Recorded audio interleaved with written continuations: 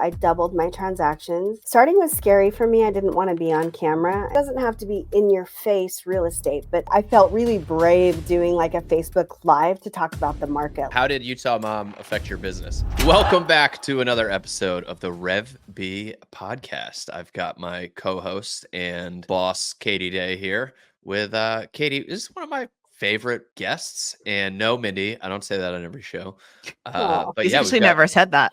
I've actually never. Oh, wow. Yeah, like Jimmy Mackin's going to listen to this and be like, that mofo. But no, Utah Mom, Mindy Cronquist is definitely one of our favorite people, especially on the REVB journey, because you spoke at the first REVB and like you've just been kind of a part of the fam. So we're excited to have you. I'm so excited to be here. I love you guys. I'm so excited to have someone creative and funny, just because I'm not. So that's Katie, I will never live that down. For those of you that don't know, Mindy at Real Estate Video Blueprint #1 was on stage, and she decided to tell the audience, she's creative and funny and she creates content like that, and other people could be like Katie. And she did not mean educational negatively, but it was definitely a mic drop moment. And yeah. And then I did drop the mic and break it. You did. Yeah, it was REVB year one was so fun just because there were so many moments like that. And it was so it wasn't, obviously we have a lot more people and it's a bigger production. And that year one event it was just like a group of us in a room. And there was a lot more kind of funny slip ups, like not really slip ups, but it was just such a fun atmosphere that I don't know if we'll ever have back. And so it was always special that Mindy kind of opened us up on our first event. It was just a special feel all the way around. And I think that is really where the base of the community feel started. And it stayed pretty consistent with that family feel, which is you two created that, We appreciate that. So, all right, Mindy, let's dive into your content journey. And just for some context, Mindy, you tell me where I'm missing. You jumped on social media, you started making some videos. Some of them took off. We'll talk about how that went. But now I would say two things. Tell me if I'm wrong here.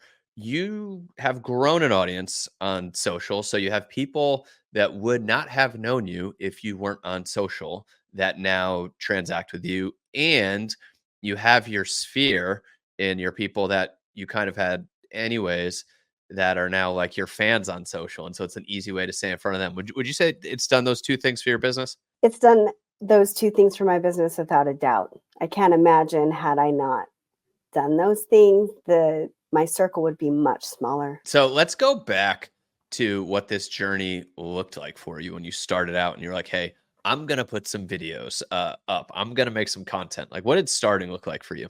Starting was scary for me. I didn't want to be on camera. I mean, I didn't grow up with an iPad. I didn't even have email until I was like well into my 20s.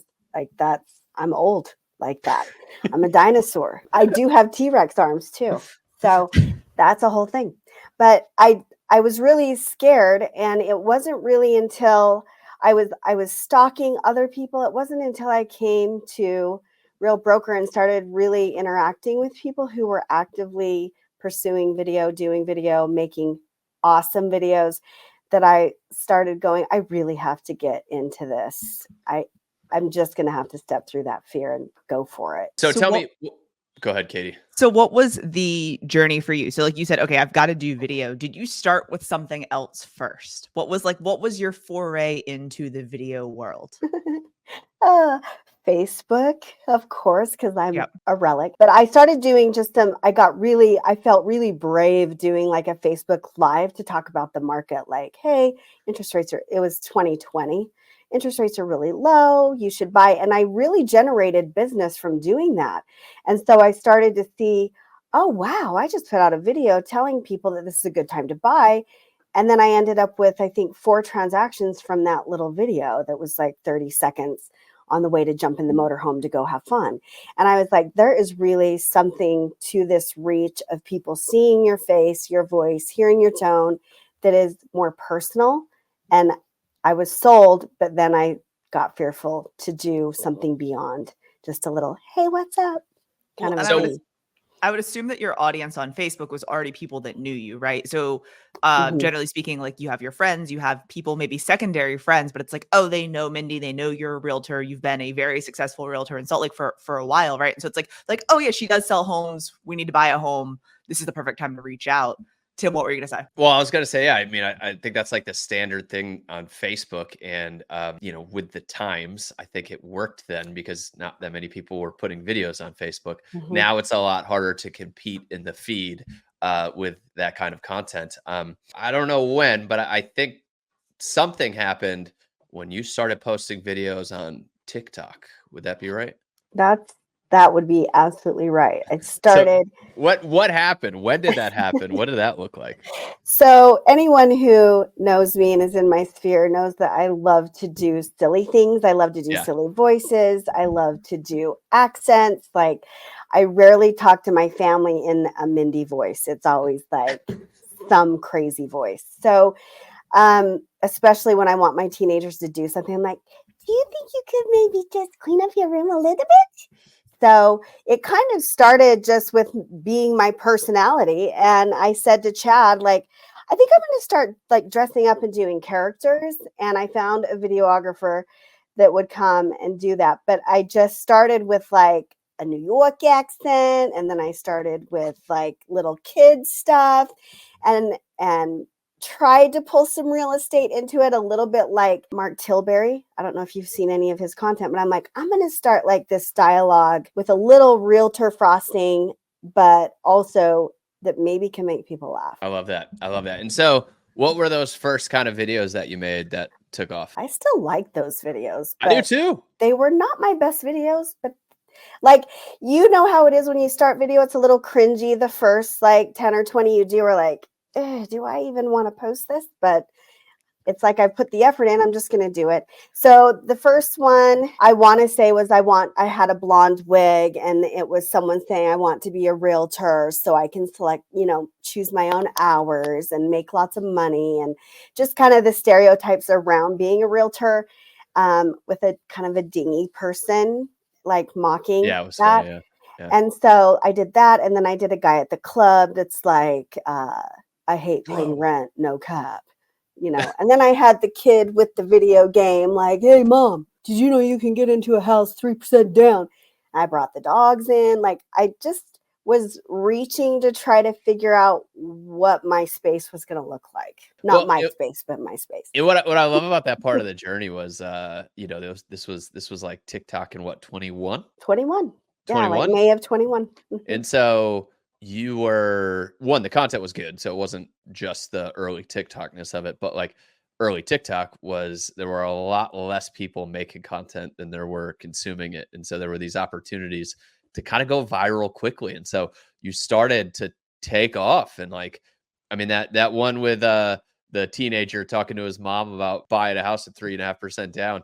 I mean, that did like 100,000 views or something, didn't it? Yeah, that one got over 100,000, and I had the mom Yeah. with like gray spiky hairs, did 3% what? Like she's an idiot, right? Yeah. And so, Yeah. yeah, that one I guess appealed to people, but I do agree. I wish if I could do it over again that I would have started TikTok even a year earlier Oh, because yeah. that early adapter thing is real on TikTok. So, so you're doing this and I think we were talking about your content on one of our calls and it was like you were crushing it. These videos were taking off and they were funny and they were great, but they were kind of funny to everybody and anyone in any part of the country. And like you grew this big audience, but it wasn't like anybody was going to call you to sell a house in Salt Lake City in your Utah market. And so like that was the thing. It was like we're doing all this stuff. It's getting all the views, all the likes, all the comments, but there's this disconnect in it building a business and getting transactions. It was fun, but it wasn't making the phone ring. So tell me about the transition. Like what did we do to tweak to change things? So I was on a mastermind and we were talking about video, of course, because that's what we love to do, right?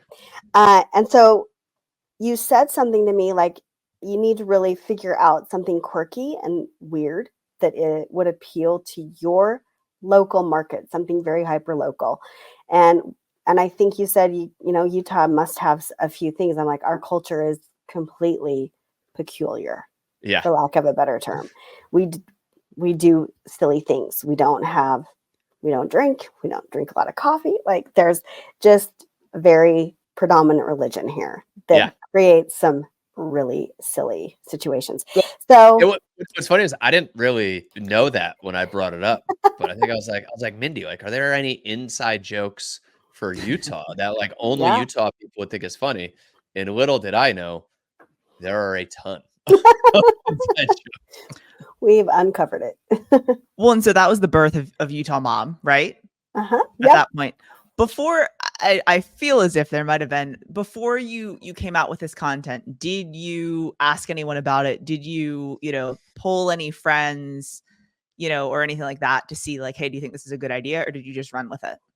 I did. I sent out a group text of the first video when it came back edited, the Utah Mom.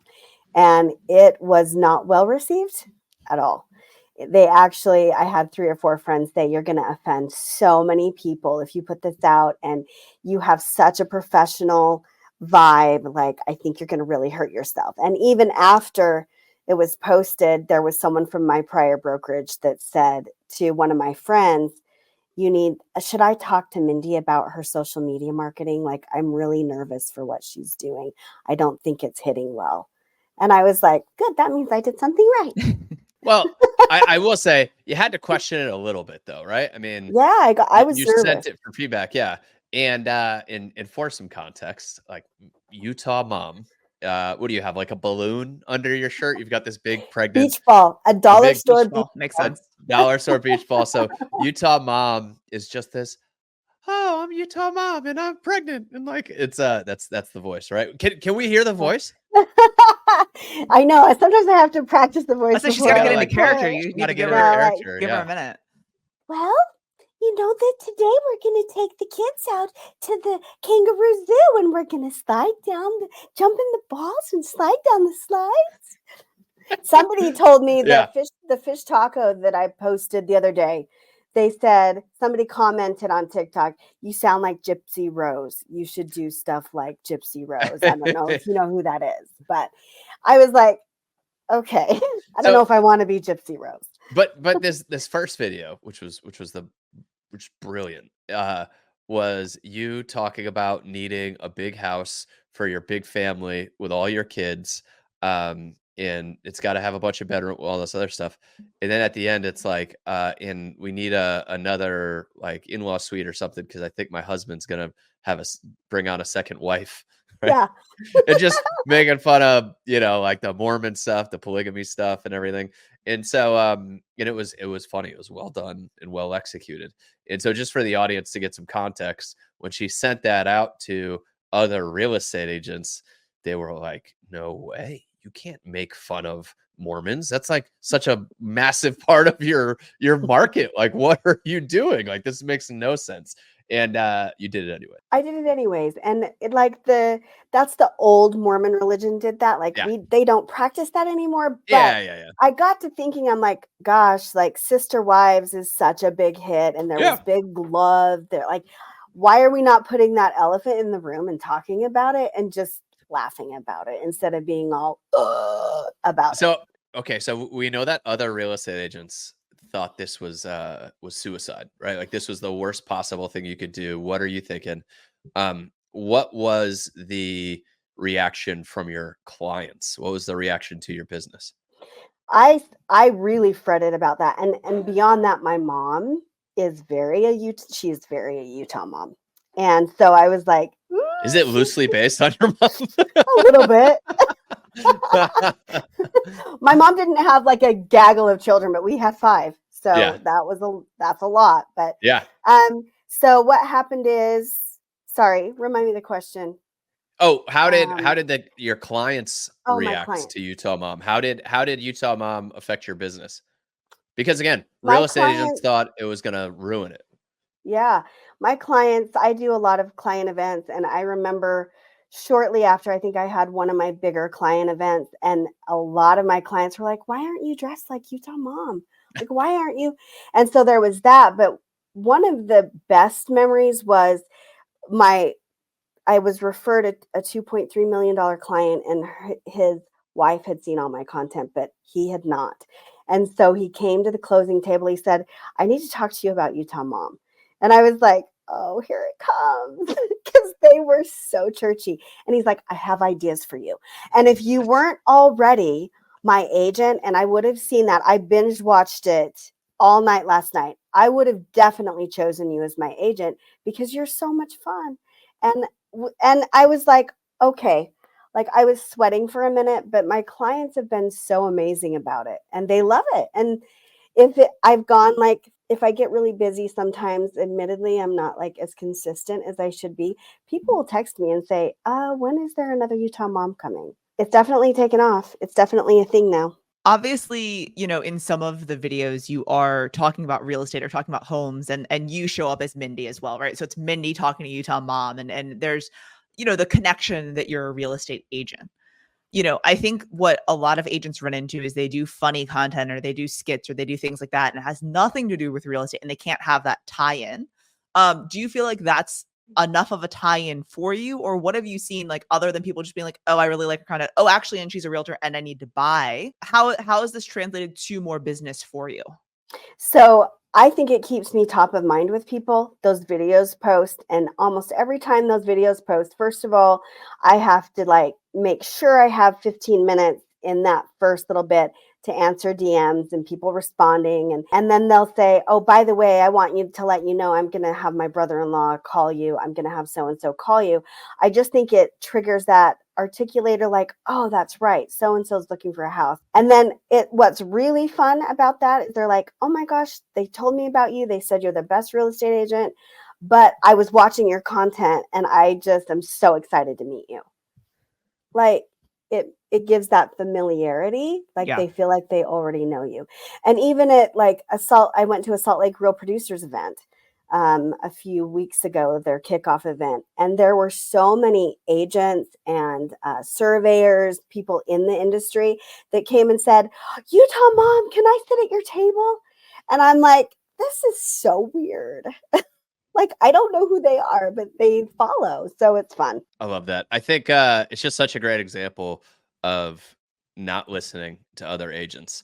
I don't think as an industry, we don't realize that people aren't excited to call a professional suit wearing realtor like that. Blue suit douchebags. Yeah, nobody gets excited like, oh, you know what? I want to find a really uptight professional realtor. That's who I want to find to help me buy my house.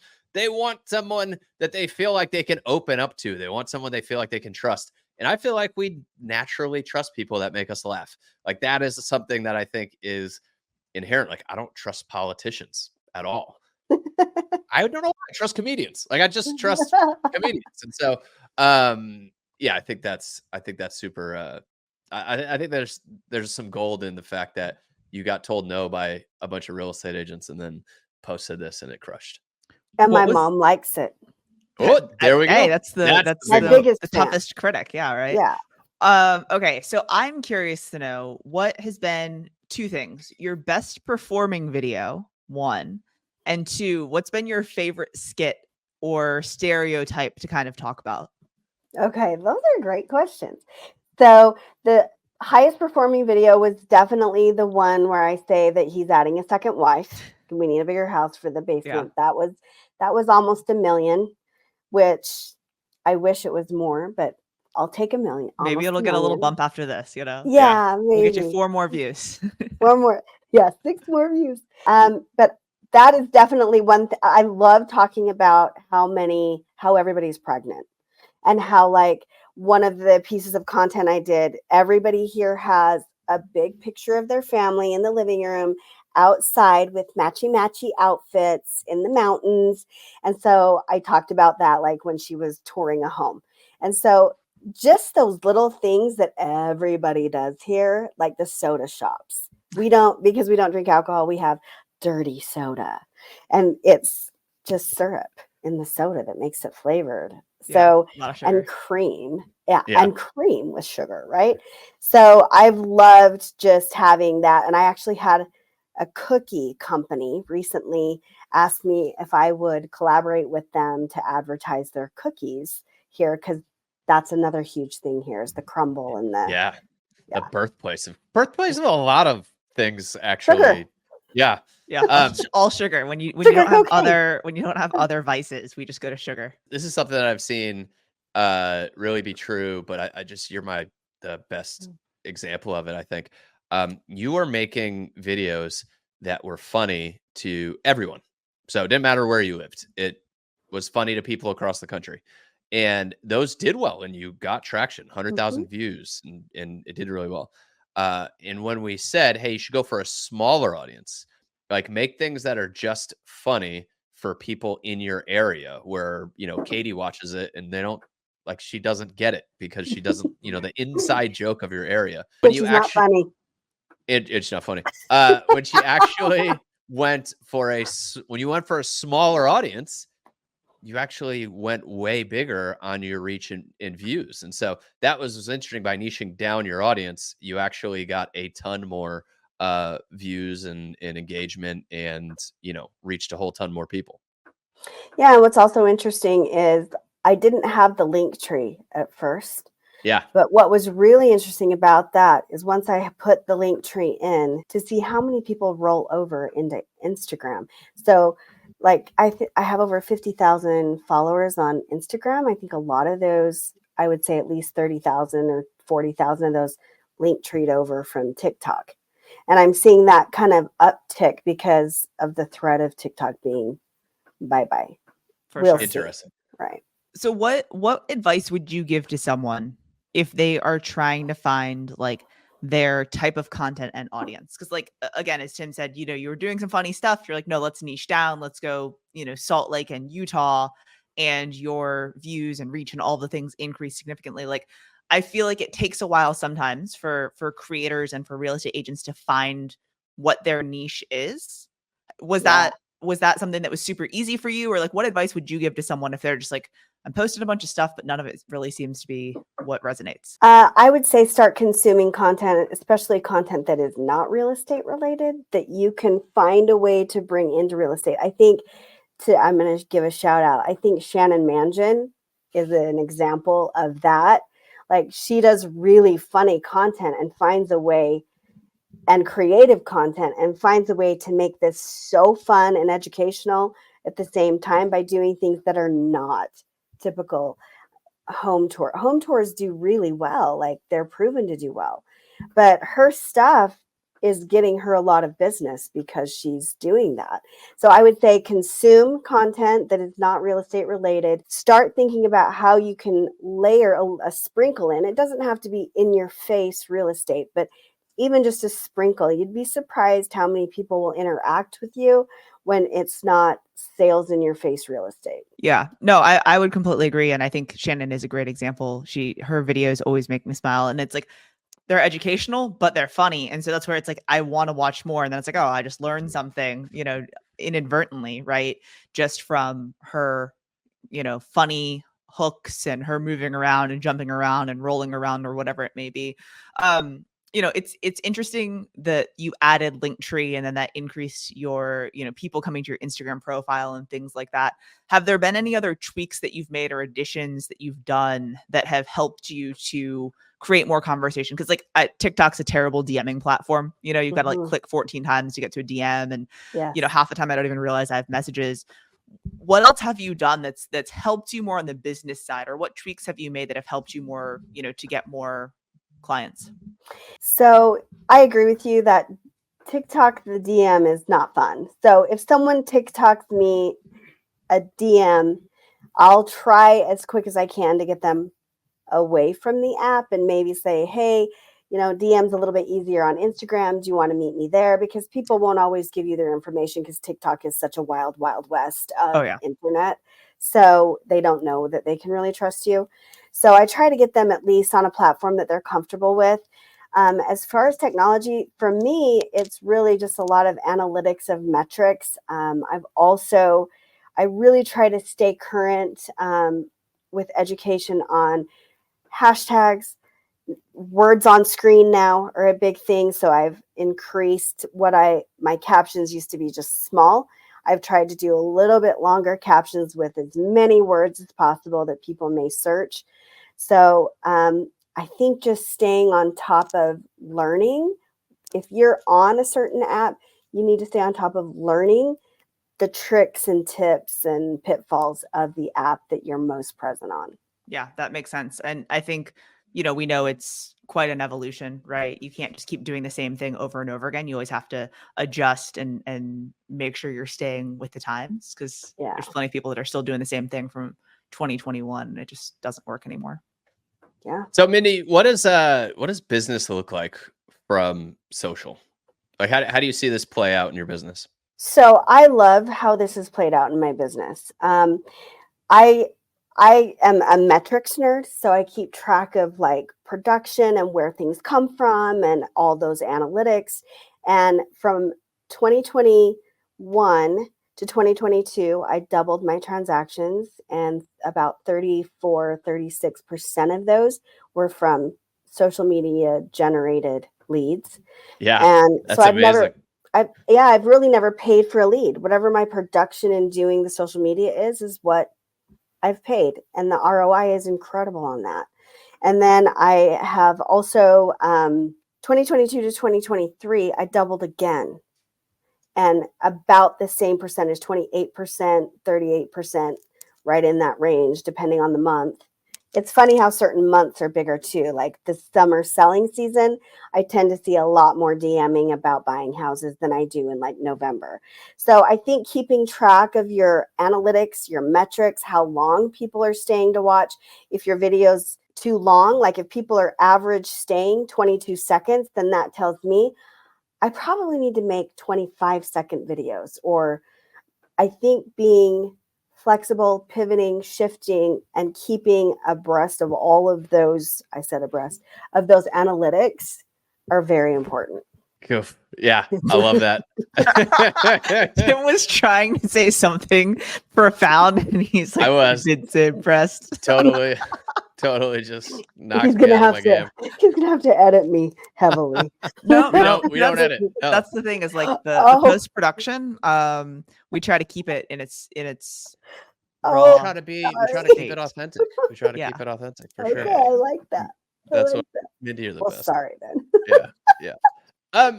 Mindy, like, I love what you've done, and the way socials help build your business. It's really not been like, you haven't made it complicated. Like you have a thing, like you have somebody that helps you with your videos. You figure out what your thing was, you tweaked it a little bit, you're tweaking it some here and there, but you're not constantly figuring out how to like reinvent yourself, which is fun. And so I think that is what a lot of people are looking for, because they come to REVB, they look at some other stuff, they jump on the mastermind, and it's just overwhelming. Like it's a lot of stuff. So what would your advice be for agents that are trying to find their thing, kind of the way that you found your thing? I think that a lot of it is taking the time to sit down and strategize it. And really, I think as real estate agents, we have 50 things coming at us at once all the time. Then you add a layer of motherhood and exercise, and there's just so much to get done in a day. But really blocking time when you're in the beginning, because that is, like you say, video is legacy. So once you have something up, it lives there. And if you delete it, then it hurts your algorithm. So it just needs to stay. So I think that is the biggest thing, is make the time for it and figure out, I think the authenticity, that's one thing, again, about Shannon or Alyssa or all of these other people, is that it is genuine. They are authentically who they are and being who they are. If you're trying to get on social media and be somebody you're not, or fake who you are, it will never play. That authenticity in social media, I think, is the number one thing that will drive your success on social media. I love that. That's so important. That's so important. Yeah, because who doesn't want to see Katie unbox the next Nikes? Like, that is good stuff. I'm like, oh, what are they going to look like? But that is so authentically Katie, which is amazing, right? Yeah, Nike. Still waiting for Nike to appreciate that, but yeah, I know. Just no sponsorship deal yet. Taking my money. They're taking all of our money. What's funny is is I feel like I'm still like a young agent. Like I just got in the business, but it's coming up on 10 years, I think. 2015 Oh, will be wow. 10 years in the business. And I have people that hit me up and they're like, "Oh, you got to check this person out. They're like the next you." And I'm like, there's no next to me. I'm me. Like, I'm not, I haven't gotten to the point where I'm no longer, there should be a next. Relevant. Yeah. Debatable. I will say with the social media stuff, we have so many people in our world that have been in the business for a little while and they look at it and they just say, "Oh, that's for the young people." That's what Mhm. that's what the kids do. That's what the young people do. That's what the people that just got in do. I probably can't do that. Like, what do you say to those people? That was me, first of all. I'll just be 100%. That was me. I'm like, oh my word, like I'm 50 years old. I feel like aged out of social media. But then I think a lot of that is self-talk and self-doubt. And you have to just say, it's never too late. There's people who go back at 90 and get bachelor degrees or doctorates or whatever they want, whatever their dream is. And I feel like it keeps you younger. Like you're on there, you're consuming, you're seeing things, you're creating, and you're getting messages from people that are half your age. They're like, this is so amazing. Like, we have lunch and you can tell me kind of about your journey and how you started doing this and how you have the courage to keep going. And I think there's a lot of inspiration in life and whatever it is you do, real estate, tech world, whatever it is, in just going for it. And I love being a person who can tell people, listen, I didn't want to do it. I was scared to do it, but I just did it. And you can do it too. I think there's so much that I get back from giving that message out. And I also think there's such a big opportunity for people in that age group because there's not that many people making videos. Like there's a bunch of kids making videos for a bunch of kids, but just about every age demographic is on social media one way or another. I am Mhm. surprised when TikTok was first a thing, it came up at our real estate conferences. I just remember the rooms full of people going, "Why would I put videos on an app for teenagers?" Right? Mhm. Like that was the thing. But now all ages are on TikTok. Yet most of the content that's produced is produced by younger people. But we know that there's a massive opportunity to produce content if you are of an older age demographic, because that's what people want to watch. Like your friends and your clients, like they don't want to watch kids on video on TikTok. They want to watch you. They want to watch Yeah. people that are like them Relatable. They and wanna watch relatable. relatable, and that is also, like you always say, your vibe attracts your tribe, right? I want 40 or 50-year-old people who are silly. Number 1, they're established and they have money. Those are the people I want. I don't care about, but I felt that about TikTok too. I was watching my daughter. She was like 13 or 14 during COVID, and her friends were making dances in the living room, and I'm like, "I will never be on that app." Yeah.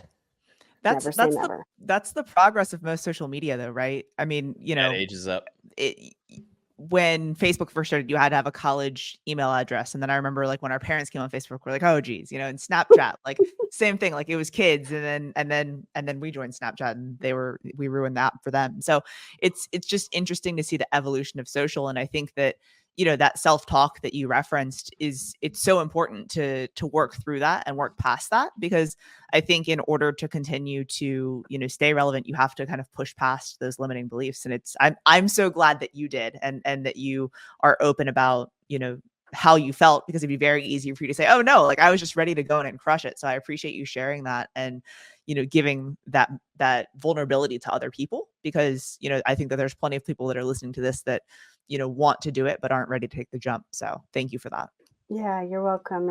It's definitely, and so the advice I usually give people is get into your camera roll or start Marco Poloing people so Yeah. that you're comfortable in that video, and your hair doesn't have to be perfect and your makeup doesn't have to be right. Like just whatever it is that helps you ease into it, because it's so fun once you're in it. Yeah, one-to-one video is such a good way to get started. Like just sending a video to an individual helps you practice. Like you just start getting the reps in, and then you feel a lot more comfortable when you go to send those out. And I do think Utah mom sent me like a happy birthday message or something. I remember getting a Utah Oh, mom I made a message. video for you. Yeah. Yeah. No, Huh. that was spectacular. Far nicer than anything Katie Day's ever done for me. So I appreciate that. The shade. That's a low bar. Low shade. bar there. Low bar. Katie's Poor like, Katie. Katie's like, I got you those custom kicks for REVB. I'm sorry. Sorry, Katie. You jerk. I'm a jerk. So, all right. Katie, you got anything you want to Look at that wrap face. with? No, I was always told if I didn't have anything nice to say, I'd not say it at all. But Mindy, what I will say to you is I so appreciate you hopping on today and sharing and just being vulnerable and, sharing your story. Because I think that, again, as I said, like it's important for people to hear the struggles we've been through with content and things like that, especially when you see people that are successful. So thank you for creating content, creating funny content, and just sharing with the world. We appreciate it. Well, thank you for being a big part of my journey, both of you. I say this all the time to Chad, my hubby. I'm like, I don't know where I'd be without Tim and Katie and the group. That REVB group is, I'm going to try not to cry, but my heart is attached to my eyes. But that REVB group is like so special. Some of my best friends ever in life and in the industry came from this event. So I cannot say enough about people getting to this event, not only to learn about social media, but to be part of an amazing family who will support you in video. Well, Mindy, that means a ton to us. So thank you so much. Yeah, you bet.